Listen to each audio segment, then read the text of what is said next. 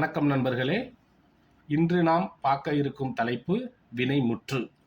அதாவது இந்த வீடியோவில் நாம் என்ன பார்க்க போகிறோம் அப்படின்னா, வினைமுற்று அப்படின்னா என்ன, வினைமுற்றோட வகைகள் என்ன, அதை நாம் எந்த இடத்துல பயன்படுத்துகிறோம் அப்படிங்கிறத தெளிவாகவும் எளிமையாகவும் விளக்கமாகவும் நாம் இந்த வீடியோவில் பார்க்கலாம்.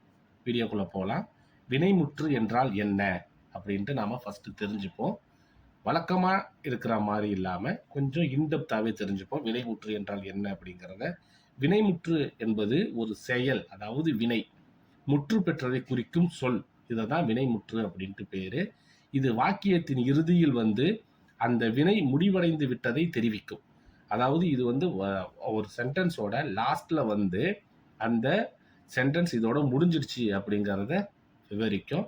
இதுக்கான எடுத்துக்காட்டாக கற்றான், நின்றான், சென்றனர், வந்தது, வந்தன அப்படிங்கிற எடுத்துக்காட்டுகளை நாங்கள் இங்கே உங்களுக்கு கொடுத்துருக்குறோம்.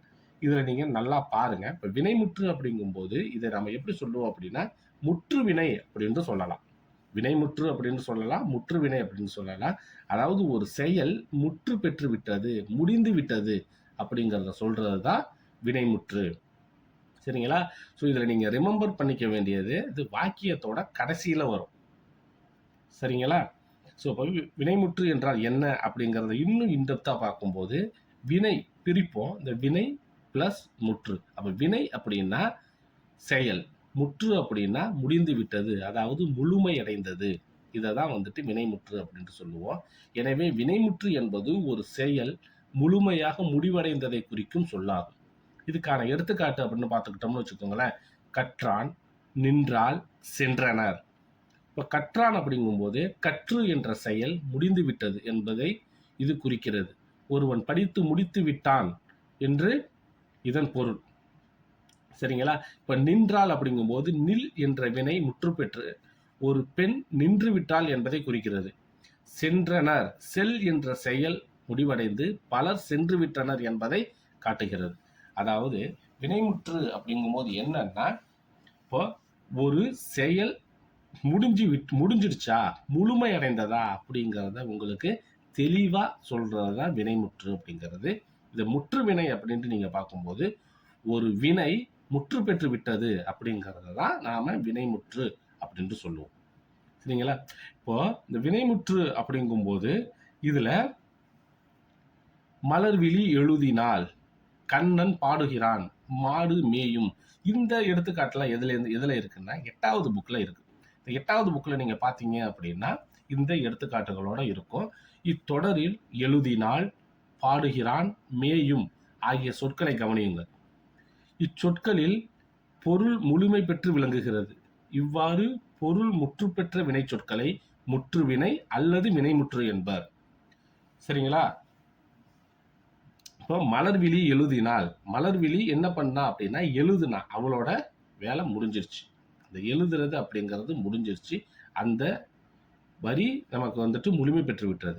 வினைமுற்று அப்படிங்கும்போது 5 பால், 3 காலம், 3 இடம் ஆகிய அனைத்திலும் வரும். அதாவது 5 + 3 + 3 இதுக்கான ஃபார்முலா அதுதான். இப்போ 5 அப்படின்னா என்ன அப்படிங்கிறது உங்களுக்கு தெரியும். 3 காலம் அப்படிங்கும்போது உங்களுக்கு தெரியும். அதாவது நிகழ்காலம், இறந்த காலம், எதிர்காலம் அப்படிங்கிறது உங்களுக்கு தெரியும். 3 இடம் அப்படிங்கும் போது அதுவும் உங்களுக்கு தெரியும் இல்லைங்களா? ஸோ இப்போ இந்த 3 காலத்தையும் காட்டி வரும். இது வினைமுற்று அப்படின்ட்டு அர்த்தம். இப்போ நாம் வினைமுற்றுல உள்ள வகைகளை பார்ப்போம். எத்தனை வகைகள் இருக்குது அப்படிங்கிறத நாம் பார்க்கலாம். இதில் எத்தனை வகைகள் இருக்குது அப்படின்னா, இதில் 4 வகைகள் உண்டு. 1 தெரிநிலை வினைமுற்று, அடுத்து குறிப்பு வினைமுற்று, அடுத்து ஏவல் வினைமுற்று, அடுத்து வியங்கோல் வினைமுற்று அப்படின்ட்டு 4 வகைகள் இருக்குது. எதில் அப்படின்னா இந்த வினைமுற்றுல. இந்த வினைமுற்று அப்படிங்கும்போது தெரிநிலை நாம இதுக்கப்புறம் டீட்டெயிலாக பார்ப்போம். தெரிநிலை வினைமுற்றுனா என்ன, குறிப்பு வினைமுற்றுனா என்ன, ஏவல் வினைமுற்றுனா என்ன, வியங்கோல் வினைமுற்று அப்படின்னா என்ன அப்படிங்கிறத நாம தெளிவாக ஒன்றா நாம் பார்க்க போகிறோம். தெரிநிலை வினைமுற்று அப்படிங்கும்போது நீங்கள் அதை பார்த்தாலே தெரியும். தெரிநிலை அதாவது தெளிவாக தெரியும் போல் இருக்கு. சரியா?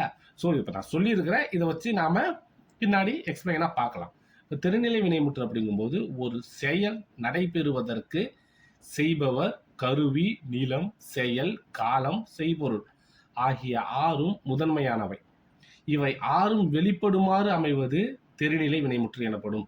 இதுல தடை பெறுவதற்கு அப்படின்ட்டு டைப் ஆயிருக்கு. அது தடை பெறுவதற்கு இல்ல, நடைபெறுவதற்கு.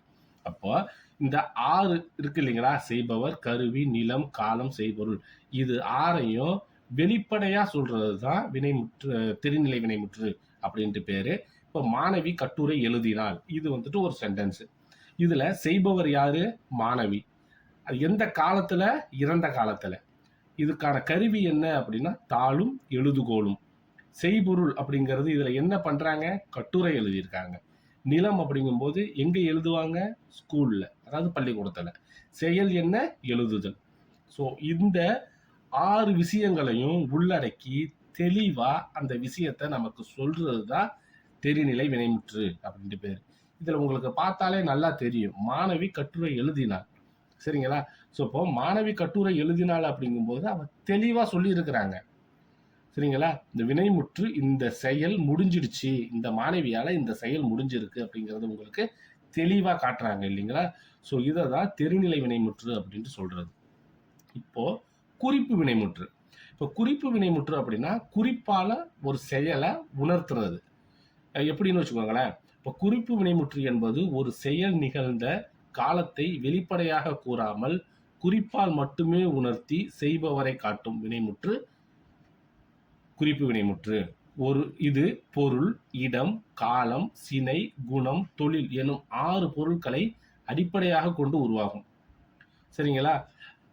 இப்போ இந்த குறிப்பு வினைமுற்று அப்படிங்கிறது பொருள், இடம், காலம், சினை, குணம், தொழில், இது 6ஐயும் அடிப்படையாக கொண்டு உருவாகும். இப்போ தெரிநிலை வினைமுற்றுக்கு சொன்னோம் இல்லைங்களா, அதே மாதிரி குறிப்பு வினைமுற்றுக்கு உள்ள டீடைல்ஸ் இது. இப்போ குறிப்பால் உணர்த்தும் காலம். இந்த வகை வினைமுற்றுகளில் காலம் நேரடியாக வெளிப்படாது. அதாவது ஒரு செயல் நடந்து முடிந்ததா, நடந்து கொண்டிருக்கிறதா, அல்லது நடக்க போகிறதா என்பதை போன்ற காலத்தை குறிப்பால் மட்டுமே உணர்த்தும். சரிங்களா? ஸோ இப்போ ஒரு செயல் நடக்குதா, நடந்து முடிஞ்சிடுச்சா, இல்லை நடக்க போகுதா அப்படிங்கிறத வந்துட்டு நேரடியாக சொல்லாம குறிப்பால உணர்த்துறது. இந்த குறிப்பால் உணர்த்துறது அப்படின்ட்டு நம்ம இலக்கணத்திலலாம் படிச்சிருக்கோம் இல்லைங்களா? ஸோ இது மாதிரி குறிப்பால் உணர்த்துறது தான் நாம வந்துட்டு குறிப்பு வினைமுற்று அப்படின்ட்டு சொல்லுவோம். இந்த குறிப்பு வினைமுற்றுல எப்படி இருக்கும்னு வச்சுக்கோங்களேன், செய்பவரை மட்டும்தான் இது விளக்கம். செய்பவரை மட்டும்தான் இது விளக்கம். இது செய்பவரை, எடுத்துக்காட்டாக அவன், அவள்.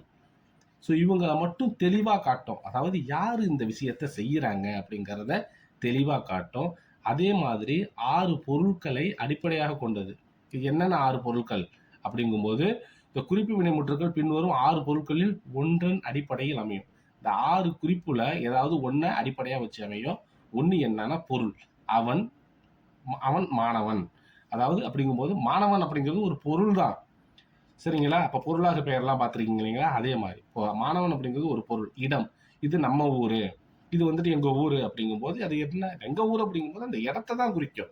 அதே மாதிரி காலம், இது போன ஆண்டு, இது இந்த ஆண்டு அப்படின்ட்டு ஒரு காலத்தை குறிக்கிறது. அப்ப சினை, அவனது கை, அவனது கால், அவனோட கண்ணு, அவனோட வாய் அப்படிங்கும்போது அது வந்து ஒரு சினையை குறிக்குது.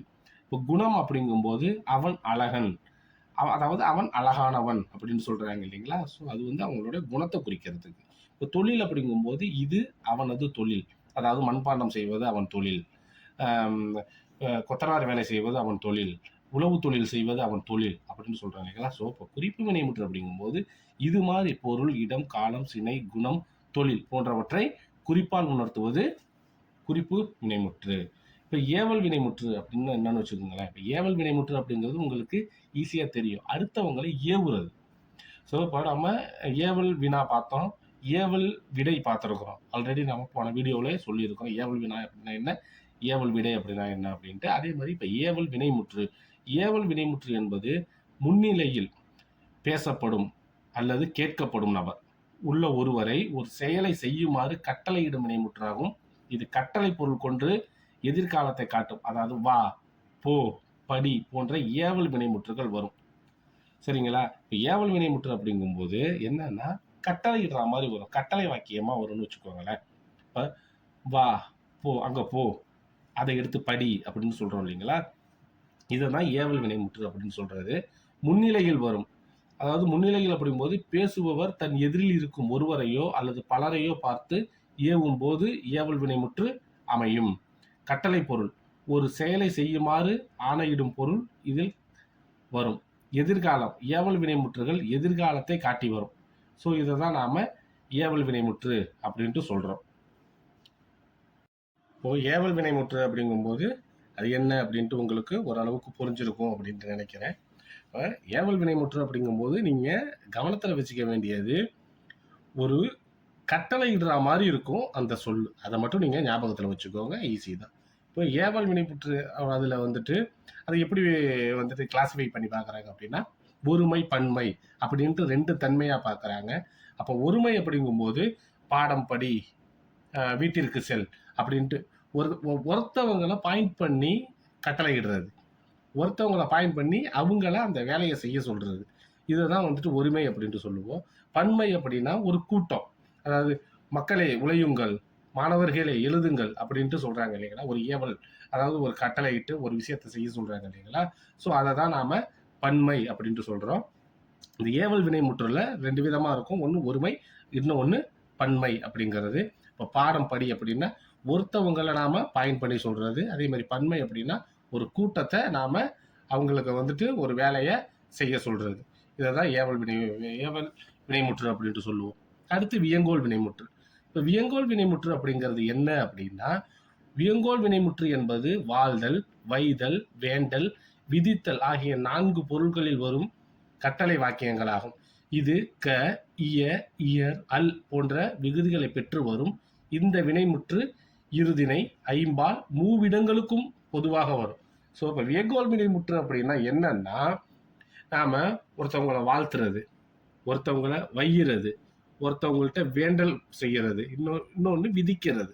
ஸோ இதை தான் நாம வியங்கோல் வினைமுற்று அப்படின்னு சொல்லுவோம். இப்போ வாழ்தல் அப்படின்னு வச்சுக்கோங்களேன். வாழ்தல் அப்படின்னா என்னன்னா, வாழ்க, வெல்க அப்படின்னு சொல்றோம் இல்லைங்களா, அதை தான் வாழ்தல், அதாவது வாழ்த்துதல். வைதல் அப்படின்னா திட்டுறது. இப்போ வைதல் அப்படிங்கும்போது ஒளிக, வீழ்க அப்படின்ட்டு சொல்றோம் இல்லைங்களா, அதை தான் வந்து வைதல். இப்போ வேண்டல் அப்படின்னா அருள்க, கடவுளே எனக்கு அருள் புரிவாயாக அப்படின்ட்டு நாம வேண்டுறோம் இல்லைங்களா, அதுதான் வேண்டல், அதாவது கருணை புரிதல். சரிங்களா. இப்போ விதித்தல் அப்படிங்கும்போது வருக, அமர்க அப்படின்ட்டு நாம வந்துட்டு ஒரு பொலைட்டா இன்னொருத்தவங்களை ரிசீவ் பண்றோம் இல்லைங்களா. ஸோ இதை தான் விதித்தல் அப்படின்ட்டு சொல்லுவாங்க. இப்போ வியங்கோல் வினைமுற்று அப்படிங்கிறது 4 பேஸ் பண்ணி இருக்கும். ஒன்று வாழ்தல், அடுத்து வைதல், அடுத்து வேண்டல், அடுத்து விதித்தல். ஸோ இதை மட்டும் படிச்சுக்குங்க. ஸோ அப்போ இதோட விகுதி அப்படின்னா என்னன்ட்டு பார்க்குறோம் அப்படின்னா க, இய, இயர், அல், இதுதான் அதோட விகுதிகள். இப்போ வியங்கோல் வினைமுற்றின் விகுதிகளை நாம கொஞ்சம் டீட்டெயிலாக பார்க்கலாம். அப்போ க அப்படிங்கும்போது ஒரு சொல்லோட கடைசியில இப்போ வாழ்க, வெல்க அப்படின்ட்டு வருது இல்லைங்களா. ஸோ இது எல்லாமே வந்துட்டு க அப்படிங்கிற விகுதியை கொண்டிருக்கும். அடுத்தது இய, வாலிய, அடுத்தது இயர், வாலியர், அடுத்தது அல், வாரல். ஸோ கடைசியில எப்படி முடியுது அப்படின்ட்டு பாருங்க. அடுத்தது வியங்கோல் வினைமுற்று மற்றவருக்கும் பொதுவானது. அதாவது மற்றவற்றுக்கு பொதுவானது அப்படிங்கும்போது இருதினை, ஐம்பால், மூவிடங்கள், வேறுபாடு. இப்ப இருதினை அப்படின்னா என்ன, உயர்தினை, அகரிணை, இது 2க்கும் பொருந்தி வர்றது. இப்ப ஐம்பால் அப்படிங்கும்போது ஆண், பெண், பலர், ஒன்றன், பலவின், அதாவது ஆண்பால், பெண்பால், பலர்பால், ஒன்றன்பால், பலவின்பால். ஸோ இதுக்கு பொருந்தி வர்றது. அடுத்தது மூவிடங்களிலும் தன்மை, முன்னிலை, படர்க்கை, இந்த மூவிடங்களிலும் பொருந்தி வர்றது. அடுத்தது வேறுபாடு. ஸோ இதுதான் வந்து நாம வியங்கோல் வினைமுற்று அப்படின்ட்டு சொல்லுவோம். இப்போ இது வரைக்கும் எங்களுடைய வீடியோ பார்த்ததற்கும் உங்களோட தொடர்ந்த ஆதரவிற்கும் எங்களுடைய நன்றி. மறக்காம ஷேர் பண்ணுங்க, சப்ஸ்கிரைப் பண்ணுங்க. உங்களுக்கு விருப்பம் இருந்தது அப்படின்னா லைக் பண்ணுங்க. உங்களுடைய கருத்துக்களை கமெண்ட்ல தெரிவிங்க. ஸோ மீண்டும் அடுத்த வீடியோவில் ஒரு நல்ல டாபிக்கோட உங்களை சந்திப்போம். படிச்சுக்கிட்டு இருங்க, எக்ஸாம் வந்துருச்சு. ஸோ படிச்சுக்கிட்டே இருங்க. மீண்டும் அடுத்த வீடியோவில் உங்களை சந்திக்கும் வரை உங்களிடம் விடைபெறுகிறேன். நன்றி.